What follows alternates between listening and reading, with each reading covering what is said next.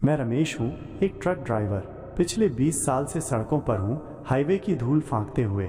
मैंने बहुत कुछ देखा है, गाड़ियाँ पलटती हुई, लुटेरे, पुलिस की रेड। मगर जो मैंने उस रात देखा वो मेरी रूह तक हिला गया। वो मनहूस रात, नवंबर की वो काली रात थी। ठंडी हवा हड्डियों तक चुभ रही थी। मैं दिल्ली से लखनऊ की ओर जा रहा था, माल लेकर। मेरी आंखों में नींद थी, मगर पहुंचने की जल्दी भी। हाईवे पर गाड़ियों की आवाजाही कम थी। भूख लगी थी, मगर आगे कोई ढाबा नजर नहीं आ रहा था। कुछ दूर जाने पर सड़क के किनारे एक पुराना टूटा फूटा ढाबा दिखा, शर्मा ढाबा। रोशनी कम थी, लेकिन अंदर हल्की हल्की टिमटिमाती लालटेन की रोशनी थी। बाहर एक पुराना हैंडपंप और बगल में एक पीपल का पेड़ था, जिसकी टहनियाँ अजीब सी लग रही थी, जैसे कोई छाया उनमें से झांक रही हो। मैंने ट्रक रोका और उतरकर अंदर गया।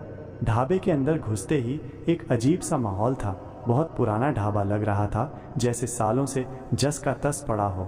4-5 लोग बैठे थे, मगर उनकी आंखों में कोई जीवन नहीं था, बस एक अजीब सा खालीपन। क्या मिलेगा खाने को? मैंने काउंटर पर बैठे आदमी से पूछा।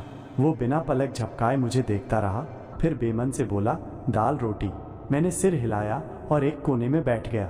वहाँ का माहौल बोझिल था, जैसे वहाँ कोई अनजानी ताकत मंडरा रही हो। खाने के इंतजार में मैं इधर उधर देखने लगा। दीवारों पर पुरानी धुंधली तस्वीरें टंगी थीं, कुछ लोगों की जो पुराने समय के लग रहे थे। एक तस्वीर पर मेरी नज़र पड़ी, एक आदमी की जिसकी आंखें असामान्य रूप से बड़ी थीं। तस्वीर के नीचे लिखा था, स्वर्गीय मालिक 1995 में दिवंगत। खाना आया। दाल से अजीब सी गंध आ रही थी, मगर भूख के कारण मैंने खा लिया। तभी मुझे लगा कि कोई मुझे घूर रहा है।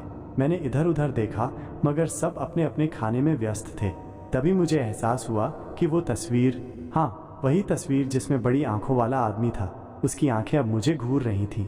मुझे लगा कि ये मेरा भ्रम होगा, मगर तभी मैंने देखा वो आदमी जो तस्वीर में था अब ढाबे के अंदर एक कोने में बैठा था।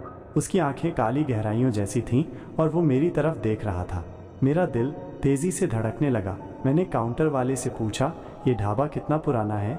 वो आदमी एक पल को रुका, फिर धीरे से बोला, बहुत पुराना, पर अब यहाँ कोई नहीं आता। क्यों? उसने मेरी तरफ देखा।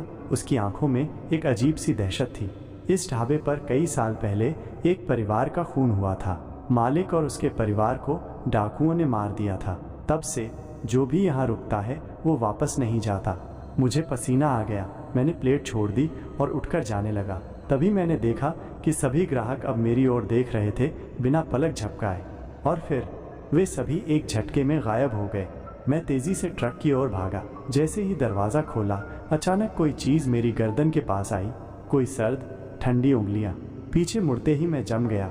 वही आदमी, वही जिसकी तस्वीर थी, अब मेरे सामने खड़ा था। तू भी नहीं बचेगा। उसकी आवाज़ गहरी और खोखली थी, जैसे किसी कुएं से आ रही हो। उसके शरीर से धुआं उठ रहा था और उसकी आंखें जल रही थीं। मैंने पूरा जोर लगाकर ट्रक स्टार्ट किया और एक्सीलेटर दबा दिया। ट्रक तेजी से आगे बढ़ा, मगर अचानक कुछ जोर से ट्रक पर गिरा। शीशे में देखा वही आदमी ट्रक के ऊपर झुका हुआ था। उसका चेहरा खून से सना था और उसकी काली आंखें मेरी आत्मा तक को हिला रही थीं। मैंने हिम्मत जुटाकर ट्रक को और तेज भगाया। अचानक ढाबा गायब हो गया और मेरी आंखों के सामने सिर्फ काला अंधेरा था। अचानक एक जोर की चीख आई और ट्रक हिल गया। मैंने पूरी ताकत से ब्रेक मारा। जब मैंने पीछे मुड़कर देखा, कुछ नहीं था। वो आदमी गायब हो चुका था। मैं हाईवे पर अकेला खड़ा था। ट्रक की हेडलाइट्स अब भी जल रही थीं और सड़क पर सन्नाटा था। मैंने अगले दिन इस ढाबे के बारे में पता किया। लोगों ने बताया कि वो ढाबा 1995 में ही बंद हो गया था, जब मालिक और उसका परिवार मारा गया था। मगर सबसे चौंकाने वाली बात यह थी, मुझे बताया गया कि उस हाईवे पर अब कोई ढाबा नहीं है। आज भी जब मैं रात में हाईवे पर ट्रक चलाता हूँ तो वो रात याद आती है। कभी कभी जब मैं आईने में देखता हूँ तो ऐसा लगता है जैसे कोई छाया अब भी मुझे घूर रही हो। और तभी मुझे लगता है, क्या वो भूतिया ढाबा अब भी किसी और को अपना शिकार बना रहा होगा?